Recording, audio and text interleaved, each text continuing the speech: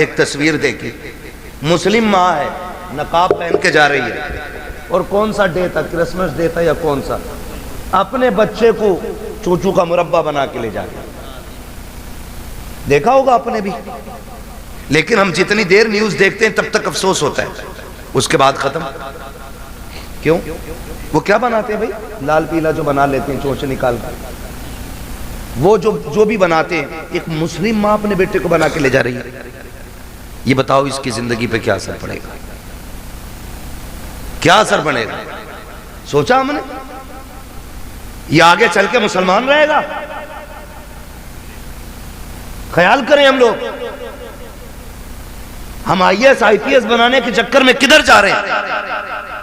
اصل I S I P S نہیں، اصل بنانا ہے غلام مصطفیٰ۔ ہم جب اپنے بچوں کو کرسمس ڈے پہ ایک اچوبہ بنا کے لے کے جائیں گے، ہماری نسلوں کا کیا بنے گا؟ یہ دیکھا ہوگا آپ نے، حالات دیکھی ہماری قوم کے۔ وجہ کیا ہے؟ وہ کسی ماں نے، کسی ٹیچر نے اسکول میں اپنے بچوں سے پوچھا تھا، پوچھتے ہی ہیں ٹیچر کیا بننا چاہتے ہو؟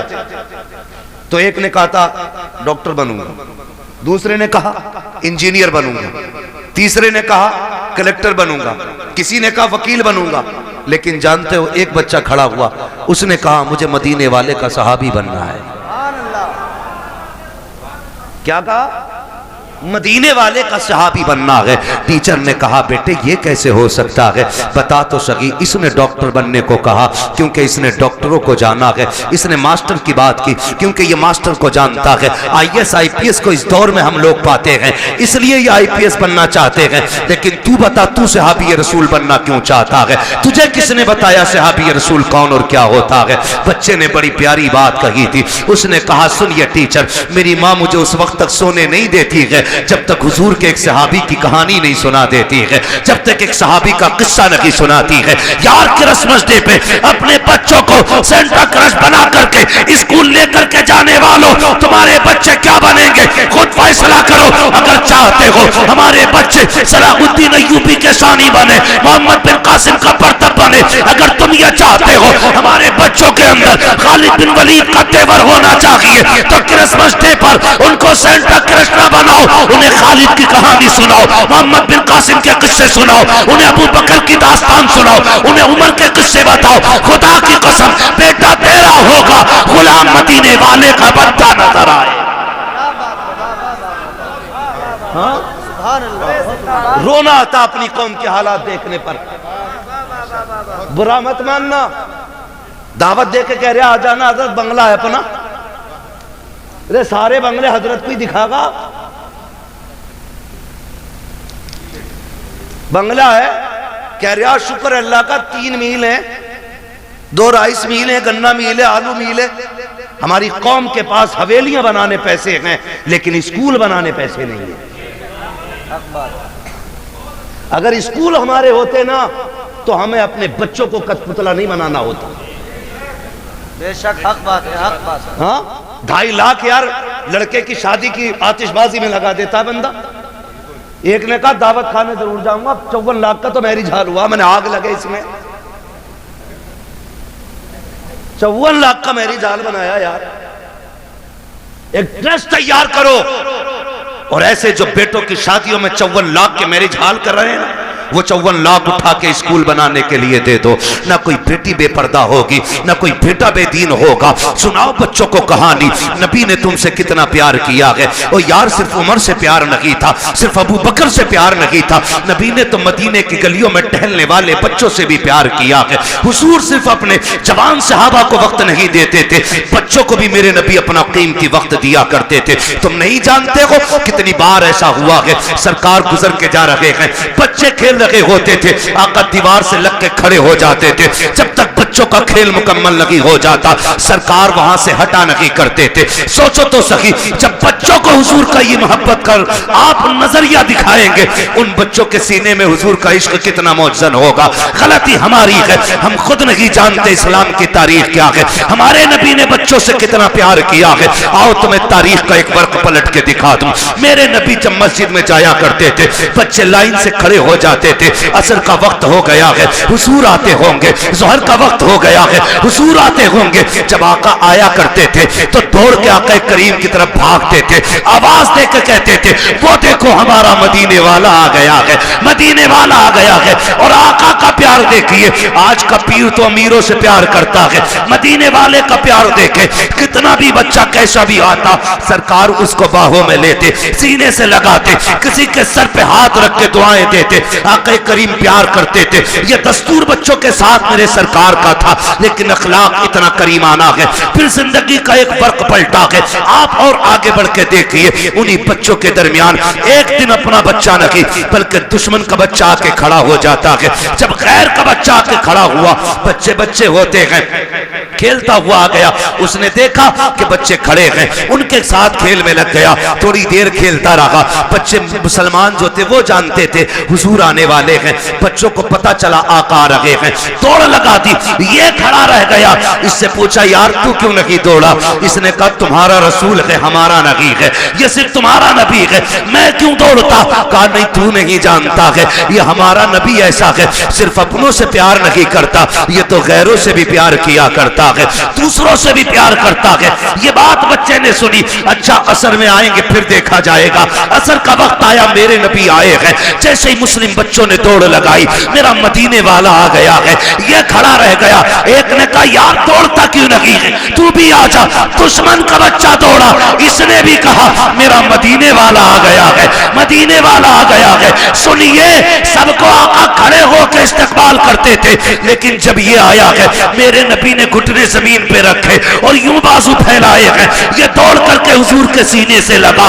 بس سینے سے لگنا تھا, عشق سرکار دل میں اترنے لگ جاتا ہے. اور کیوں نہ اترتا؟ ظلم دیکھی ہے کہ نظروں نے گھٹا دیکھی ہے, لٹ گیا جس نے محمد کی عطا دیکھی. نعرہ تکبیر, نعرہ رسالت, علماء اہل سنت, خطیب اہل سنت مفتی حماد رضا صاحب قبلہ. یہ باتیں بتاؤ نا بچوں کو. بہت خوب. ہمارے نبی کتنا پیار کرتے تھے سنیں. پھر جب عشق ہوا بہت خوب. پھر مورخین نے لکھا یہ صحابہ کے بچوں سے پہلے آ جاتا تھا. حضور نماز پڑھنے کے لیے آتے, حضور اندر جاتے, یہ حضور کی نالین اٹھاتا, اپنے دامن سے رگڑتا اور پھر سینے سے لگا کے کھڑا ہو جاتا تھا. بچہ ہے, سینے سے لگا کے کھڑا ہو جاتا ہے, سینے سے لگا کے کھڑا ہو جاتا نا, سینے سے لگا کے رکھتا. حضور آتے پیش کر دیتا, سرکار پہنتے, دعائیں دیتے چلے جاتے. یہ دستور اس کا رہا. سنیں بہت غور سے, یہی دستور اس کا رہا. سردیاں گزر گئیں, گرمی آ گئی, تو مدینہ شریف کی گرمی بڑی سخت ہوتی. گرمی, عرب کی گرمی بڑی مشہور ہے. تو صحابہ کے بچے دوپہر میں نہیں آتے تھے, لیکن اس کو عشق اتنا ہو گیا تھا کہ یہ دوپہر میں بھی گھر سے نکل آتا تھا. ایک دن اکیلا آ گیا, کوئی نہیں آیا. سرکار نے دیکھا اکیلے آئے ہو, کہا جی. کہا باقی بچے کا سرکار گرمی زیادہ ہے, انہوں نے کہا شام کو آئیں گے. حضور نے فرمایا تم بھی شام کو آ جاتے. اس بچے نے کہا میں رک کیسے پاتا, جب تک دیکھتا نہیں ہوں مجھے قرار نہیں آتا ہے. سبحان اللہ. رک جاتے. یا رسول اللہ اگر موت آ جاتی تو تیرے دیدار سے محروم رہ جاتا. زندگی کا کیا بھروسہ. یہ ایک ہے کہ نا, بس حضور نے بڑی دعائیں دی تھی. کچھ دن گزرے, اچانک حضور پھر آئے. بچے ملتے رہے, یہ نہیں ملتا تھا. سنائے بچوں کو اپنے. حضور نے نا پوچھا کیا ہوا, آج 3 دن ہو گئے ہمارا یار نظر نہیں آ رہا ہے. سنیں خدا کی قسم, حضور نے فرمایا ہمارا یار نہیں نظر آ رہا ہے. بچے کہنے لگے یا رسول اللہ 3 دن ہو گئے طبیعت خراب ہے. ایک نے کہا ابھی گھر سے آ رہا ہوں, میں نے اس کی ماں کو دیوار سے لگ کے روتے دیکھا ہے. ایک نے کہا حضور میں بھی آ رہا ہوں, باپ کی گود میں سر رکھا تھا, وہ بڑی درد کے ساتھ رو رہا تھا, میرے محبوب کی آنکھ میں آنسو آ گئے. ادھر یہ 3 دن سے گھر میں بے ہوش ہے.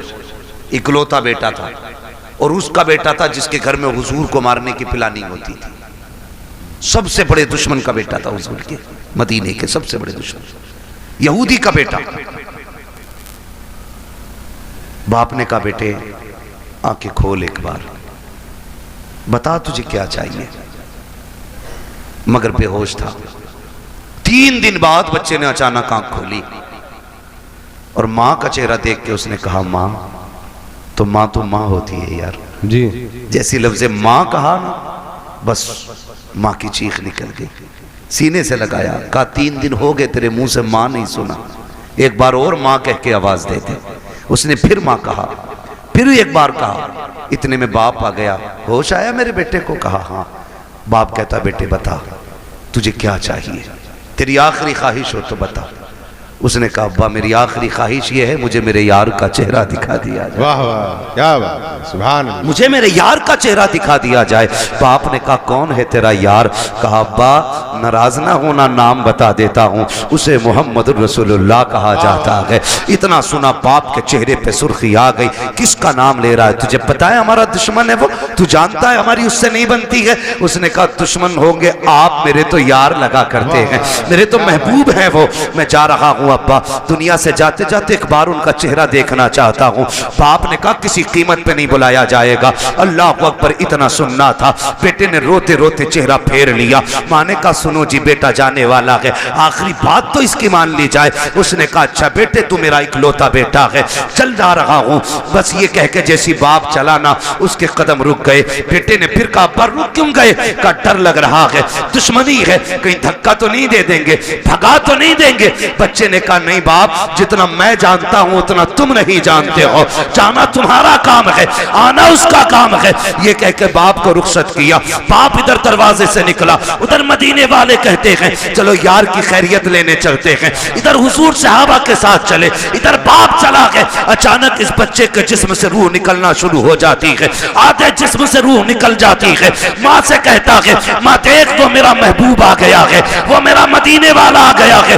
ماں کی چیخ نکل جاتی ہے. شہزادے یہ کیا بات کہہ رہے ہو؟ وہ دیکھو دروازہ خالی ہے، کوئی نہیں آیا ہے، چوکھٹ پہ کوئی آہٹ بھی نہیں ہے. کہا نہیں ماں میرا محبوب آ رہا ہے. ماں نے کہا بیٹے لگتا ہے یہ سکرات کا عالم ہے، موت کا عالم ہے، چاکنی کا وقت ہے، اس لیے پریشانی میں تم یہ کہہ رہے ہو. کہا نہیں ماں میرا محبوب آنے والا ہے. کہا بیٹے ابھی تیرے باپ گئے ہیں، وہ اتنی جلدی کیسے آ سکتے ہیں؟ کہا نہیں میرا محبوب آ رہا ہے. کہا بیٹے تو کیسے کہہ رہا ہے؟ بچے نے کہا تھا ماں یہ ہوا کہہ رہی ہے میرا یار آنے والا ہے، یہ خوشبو بتا رہی ہے میرا یار آنے والا ہے، یہ موسم کہہ رہا ہے وہ آ رہے ہیں. ابھی یہ کہتے کہتے اس نے ماں سے چہرہ پھیرا تھا، اتنے میں سرکار نے قدم رکھا. بچہ مسکرا کے کہتا ہے ماں دیکھ وہ میرا مدینے والا یار آ گیا. کیا بات ہے، سبحان اللہ، بہت خوب.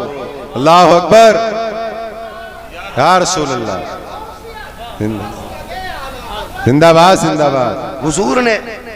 حضور نے بچوں سے بھی پیار کیا، حضور نے بچوں سے بھی پیار کیا. جی حضور آ گئے دوڑے. محمد علی بھائی نے مدینہ شریف دیکھا ہے، کئی بھائیوں نے مدینہ شریف دیکھا ہو. اللہ ہمیں بھی مدینے کی حاضری نصیب فرمائے.